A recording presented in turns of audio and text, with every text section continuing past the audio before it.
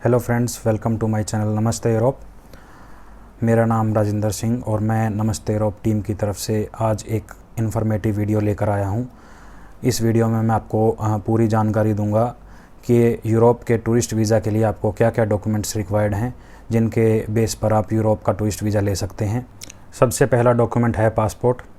Obvious सी बात है, जो वीज़ा अप्लाई करेगा उसके पास पासपोर्ट होगा, बट आपको ध्यान ये रखना है कि आपके पासपोर्ट की वैलिडिटी कम से कम 6 महीने पेंडिंग हो। उसके बाद सेकंड डॉक्यूमेंट जो है वो है पासपोर्ट साइज़ फ़ोटो, जिसका साइज़ 35x45 mm होना चाहिए और जिसमें आपका 80% फेस कवर हो, पीछे कोई भी लाइट बैकग्राउंड चलेगा। और इस पिक्चर में, इस फ़ोटो में आपको जो ध्यान रखना है कि आपका कोई एक्स्ट्रा एक्सप्रेशन नहीं होना चाहिए, जैसे कि आपकी स्माइल। और इस पिक्चर में आपको ये भी ध्यान रखना है कि इसमें आपका नेचुरल लुक होना चाहिए, एक्स्ट्रा कैप या कोई एक्स्ट्रा दुपट्टे से सिर कवर नहीं होना चाहिए। तो इस फ़ोटो में ये ध्यान रखना है। आप किसी भी अच्छे फ़ोटोग्राफ़र के पास जाकर यूरोप के शेंगेन वीज़ा के लिए जो फ़ोटोग्राफ होता है उसको बोल सकते हैं। और उसके बाद जो तीसरा डॉक्यूमेंट है visa application form. Visa application form आप एम्बेसी की वेबसाइट से या VFS की वेबसाइट से डाउनलोड कर सकते हैं। इसमें आपको वीज़ा एप्लीकेशन फ़ॉर्म क्या है, इसमें आपको आपकी पूरी डिटेल भरनी होगी कि आपको कब ट्रैवल करना है, कहाँ पे आप स्टे करोगे। इनिशियल में आपका नेम, आपका सरनेम, उसके बाद आपकी पूरी ट्रैवल जर्नी के बारे में आपको एक्सप्लेन करना है उस फॉर्म में। वो फॉर्म आपको फिल करके एप्लीकेशन के साथ लगाना है। इसके बाद जो अगला डॉक्यूमेंट है वो है बैंक स्टेटमेंट।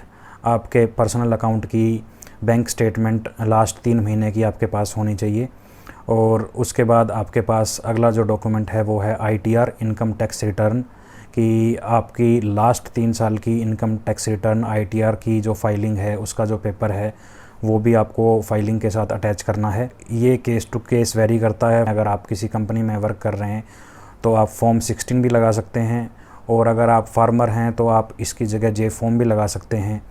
तो और अगर आप स्टूडेंट हैं, करंट में स्टडी कर रहे हैं, तो इसके बिना भी आप फाइलिंग कर सकते हैं कि आपके पास अगर ITR नहीं है या फॉर्म 16 नहीं है या J फॉर्म नहीं है। बट ये कहने का मीन ये है कि ये केस टू केस डिपेंड करता है। और अगर आप एक बिज़नेस पर्सन हैं जो कि आप खुद का बिज़नेस रन कर रहे हैं, तो इस केस में आपको अपने कंपनी का बिज़नेस का रजिस्ट्रेशन पेपर भी सबमिट करना पड़ेगा साथ में। और आपको करंट अकाउंट की लास्ट 3 से 6 महीने की बैंक स्टेटमेंट भी लगानी पड़ेगी। उसके बाद जो अगला डॉक्यूमेंट है वो है होटल बुकिंग। आप जब भी ट्रैवल करने से पहले फाइलिंग के साथ आपकी कंफर्म्ड होटल बुकिंग का पेपर भी सबमिट करवाएंगे कि आप कितने दिन किस होटल में रुकेंगे। उसके बाद आप अगर ट्रैवल करेंगे किसी और होटल में रुकेंगे तो आपको पूरी डिटेल्स थ्रू आउट जर्नी आपकी जो भी है आपके स्टे के पेपर जमा करवाने पड़ेंगे।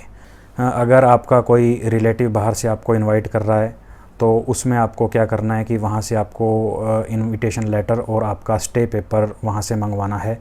तो उसमें क्या होगा कि आपको होटल बुकिंग की ज़रूरत नहीं है, आप उस पेपर को भी साथ में अटैच कर सकते हैं। इस बात में आपको ध्यान ये रखना है कि अगर आपने होटल बुकिंग करनी है तो वो पेड बुकिंग होनी चाहिए, कंफर्म्ड बुकिंग होनी चाहिए। अगर आपकी बुकिंग सिर्फ होल्ड है तो इस केस में आपके वीज़ा रिफ्यूजिंग के चांस बहुत हाई हो जाएंगे। अगर एम्बेसी इसको चेक करती है कि आपने सिर्फ होटल को होल्ड किया हुआ है, पेमेंट नहीं की, तो इसके लिए आपका वीज़ा रिफ्यूज़ कर सकते हैं वो। उसके बाद अगला जो चीज़ है एयर टिकट। आपको एयर टिकट की आइटनरी भी साथ में लगानी पड़ेगी कि मेरी ट्रैवल डेट क्या है, किस एयरलाइन से कितने बजे फ़्लाइट है, कहाँ मैं फ़र्स्ट लैंड करूँगा या कहाँ सेकंड लैंड करूँगा, उस पूरी आपको आइटनरी साथ में अटैच करनी पड़ेगी। उसके बाद जो यूरोप के टूरिस्ट वीज़ा के लिए रिक्वायर्ड है ट्रैवल इंश्योरेंस। ट्रैवल इंश्योरेंस क्या है कि ड्यूरिंग ट्रैवल अगर आपको कोई इमरजेंसी पड़ती है तो उसके चार्जेस जो भी कौन पे करेगा, तो वो इंश्योरेंस कंपनी पे करेगी। तो उसके लिए आपको इंश्योरेंस चाहिए जिसमें कम से कम 30,000 यूरो का कवर होना चाहिए। इससे ऊपर का कवर आप अपनी इच्छा से कुछ भी करवा सकते हैं, 50,000 यूरो, 1,00,000 यूरो, कुछ भी। बट मिनिमम जो रिक्वायरमेंट है 30,000 यूरो का कवर होना चाहिए। जो अगला डॉक्यूमेंट है वो फिर से केस टू केस वेरी करता है। NOC, no objection certificate. For example आप वर्किंग हैं तो आपको आपकी कंपनी से, आपकी फ़र्म से एक नो ऑब्जेक्शन सर्टिफिकेट लाना पड़ेगा वो अटैच करना पड़ेगा कि आपकी कंपनी को, आपकी फ़र्म को कि कोई प्रॉब्लम नहीं है कि आप 15 दिन के लिए, 20 दिन के लिए या जो भी 1 महीने के लिए एज ए टूरिस्ट दूसरे कंट्री में जा रहे हैं, तो पीछे से वो अपना जो भी वर्क हैंडल कर सकते हैं। तो उसको नो ऑब्जेक्शन सर्टिफिकेट बोलते हैं, तो वो आपको सबमिट करना पड़ेगा। इन द केस ऑफ अगर आप स्टूडेंट हैं तो आपको कॉलेज से भी एक नो ऑब्जेक्शन सर्टिफिकेट सबमिट करवाना पड़ेगा अगर आपकी क्लासेस रनिंग में हैं, अगर आपकी छुट्टियां नहीं चल रही हैं, कि आपके कॉलेज को इस टाइम पे कोई प्रॉब्लम नहीं है, आप विज़िट कर सकते हैं। उसके बाद जो अगला पेपर है वो है कवर लेटर। कवर लेटर क्या है? कवर लेटर है कि आपका पूरा ट्रैवल प्लान की एक समरी एक A4 साइज़ पेपर पे आप मेंशन करेंगे कि मैं कहाँ जा रहा हूँ, क्यों जा रहा हूँ, मेरा क्या प्लान है, या मेरी पहले की ट्रैवल हिस्ट्री क्या है, मैं एक फ्रीक्वेंट ट्रैवलर हूँ या फ़र्स्ट टाइम जा रहा हूँ। उसके बाद अपने जॉब प्रोफाइल के बारे में भी बता सकते हैं उसमें आप।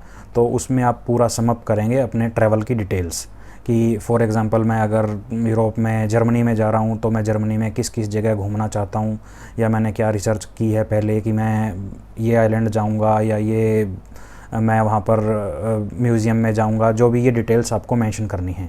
उसके बाद जो है आपको इस एप्लीकेशन के साथ जो अटैच करना तो नहीं बोल सकते, एंट्री के लिए आपको VFS की अपॉइंटमेंट स्लिप साथ में लेके जानी होगी, जो कि आपकी एंट्री पर VFS में एंट्री के टाइम पर आपसे चेक किया जाएगा कि आपने अपॉइंटमेंट ली है या नहीं।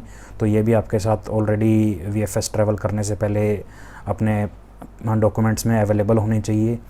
उसके बाद जो लास्ट पॉइंट है वो है वहाँ पर पेमेंट।